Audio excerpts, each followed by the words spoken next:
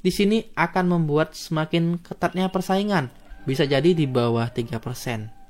Yakin masih mau menunggu CPNS atau ingin beralih ke PPPK? Nah, sebelum terjawab di sini,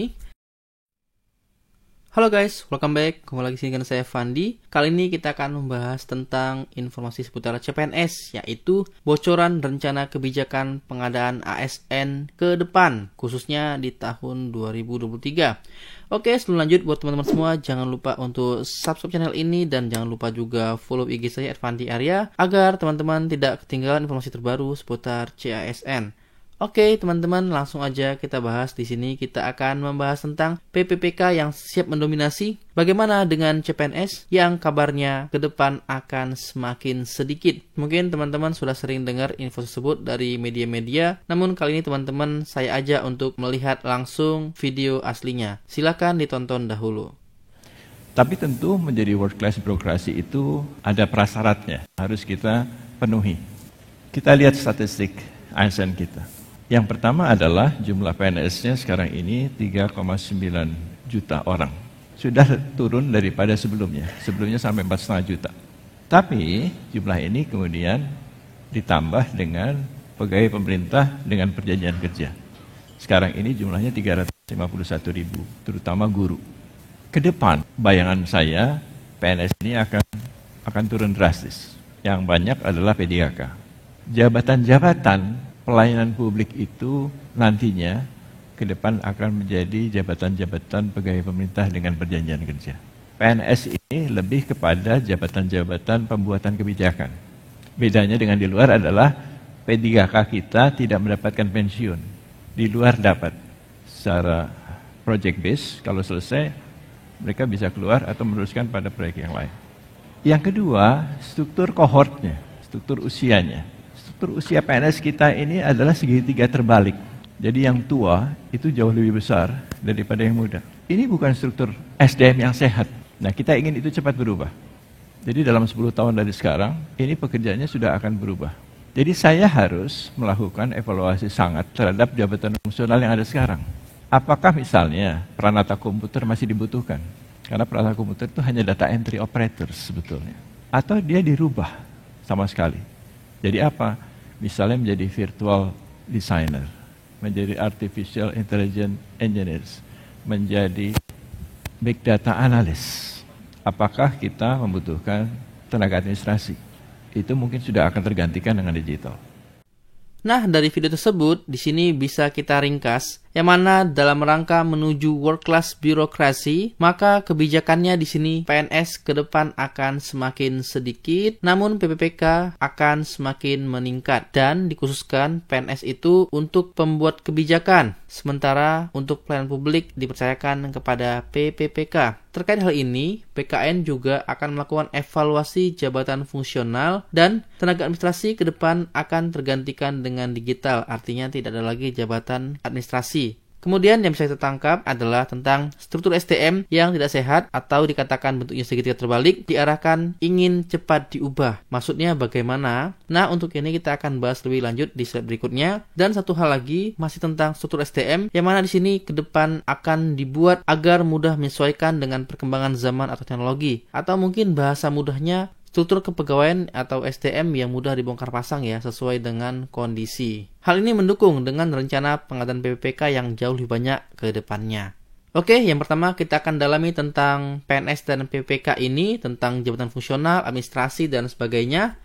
Mungkin gambaran utuhnya seperti ini teman-teman. Yang mana untuk jabatan ASN sendiri yang terdiri dari PNS dan PPPK itu dibagi 3, yaitu jabatan pimpinan tinggi, administrasi, dan fungsional. Kalau kita kaitkan dengan PNS dan PPPK, maka di sini bisa kita lihat untuk PNS sendiri bisa menduduki seluruh jabatan yang ada di segitiga ini. Sementara untuk PPPK sendiri itu saat ini hanya bisa mengisi jabatan fungsional dan juga jabatan pimpinan tinggi, madya, dan utama. Untuk jabatan fungsional sendiri, PPK itu bisa mengisi keterampilan dan keahlian. Namun saat video ini terbit, belum semua jabatan fungsional ini dapat diisi oleh PPPK. Untuk formasi apa saja yang masih belum bisa diisi PPPK, atau formasi yang hanya bisa diisi PNS, itu teman-teman bisa lihat pada video saya sebelumnya di sini. Itu untuk fungsional, sementara untuk jabatan administrasi sendiri itu masih diisi oleh PNS. Jadi masih banyak banget ya peluang formasi yang akan bisa diisi. Walaupun untuk jabatan administrasi ini ke depan akan berangsur-angsur dihapuskan. Oke, kita kembali pada pertanyaan awal tadi tentang PPK yang mendominasi, bagaimana dengan CPNS?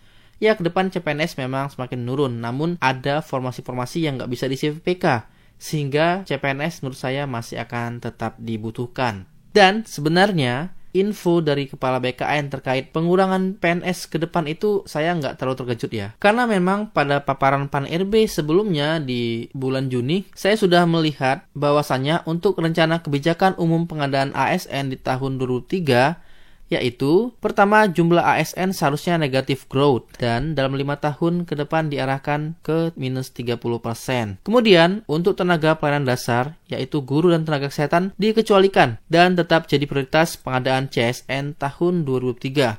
Nah, jadi seperti yang kita ketahui untuk guru dan nakes ini itu kan sekarang PPPK. Jadi di tahun 2003 ini masih tetap diprioritaskan. Di sini juga kita lihat di pojok kanan bawah ada tanda bintang kecuali dari jalur sekolah kedinasan tetap dengan jalur CPNS. Nah, di sini kemungkinan besar tahun depan nanti tetap ada penerimaan CPNS namun dari jalur kedinasan. Kalau saya browsing-browsing mulai dari tahun 2015 sampai dengan tahun sekarang ini, itu setiap tahunnya untuk sekolah kedinasan selalu buka, teman-teman. Jadi buat adik-adik nih ya yang masih SMA di kelas 11, kelas 12 sudah bisa mempersiapkan diri untuk melirik kira-kira nanti mau coba di sekolah kedinasan mana.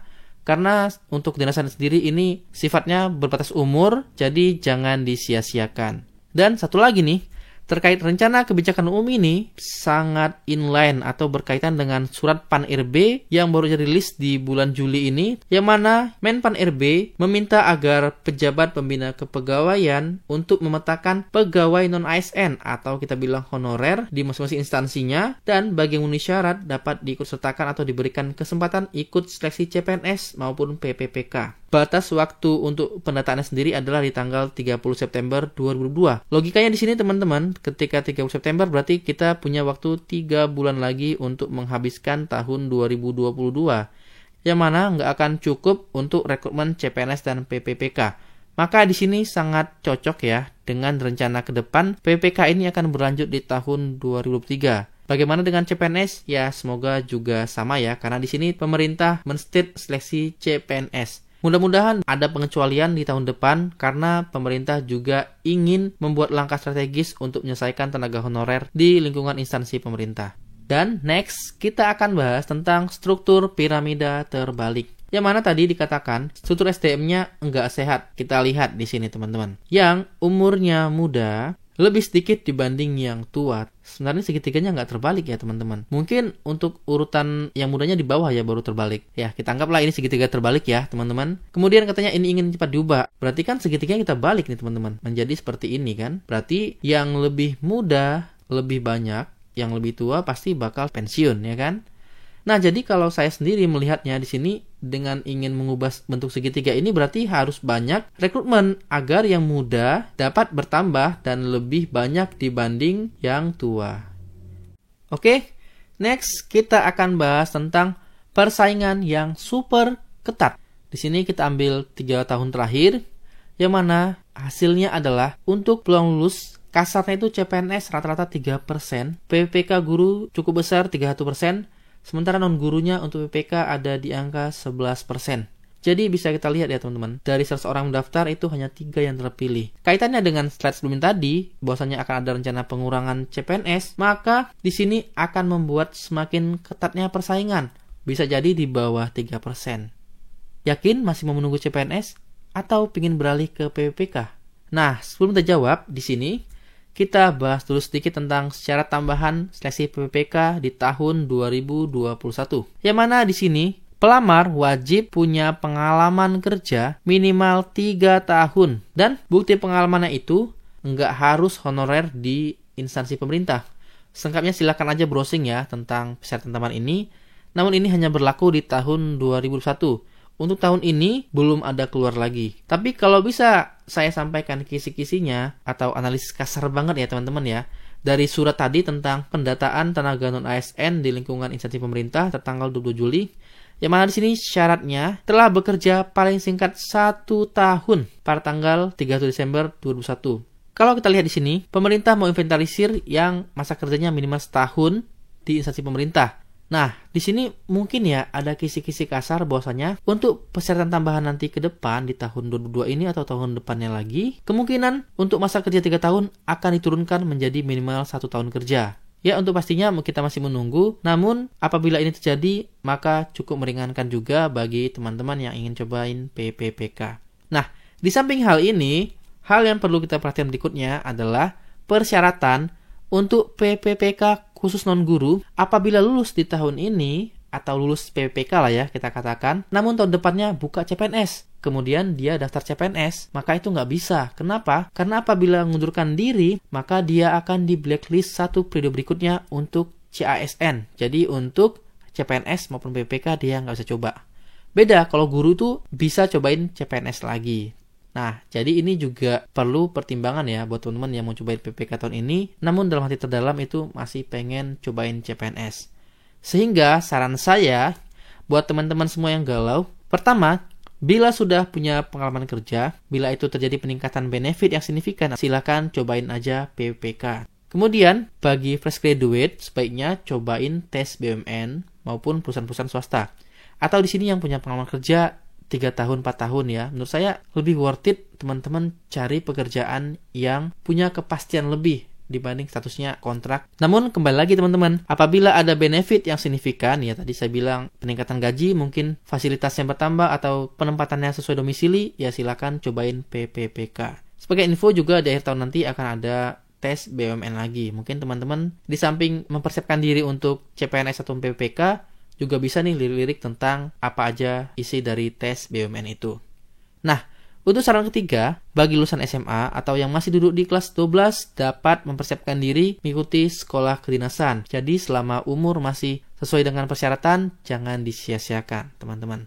Oke, mungkin sekian dulu untuk TN kali ini. Terima kasih buat teman-teman semua yang sudah menonton. Saya mohon maaf bila salah kata dan sampai ketemu pada tayangan selanjutnya.